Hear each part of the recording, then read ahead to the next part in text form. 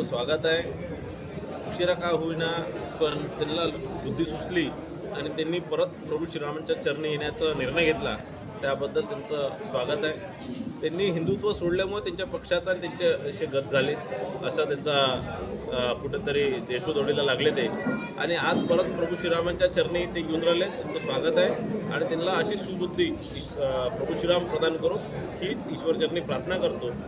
त्यांनी त्या मंदिरात यावं, नागपूरमध्ये त्यांचं स्वागत आहे, आरती करावी, रामरक्षक करावं, आणखीन जे करायचं ते करावं, पण ते नौटंकी करू नये हीच त्यांना विनंती। ते संजय राऊतला कोणी सिरियसली घेत नाही। जर उद्धव ठाकरे जर फडणवीस साहेबांना विनंती करतील तर निश्चितच त्यांच्यावरही फडणवीस साहेब आपली कृपादृष्टी ठेवणार।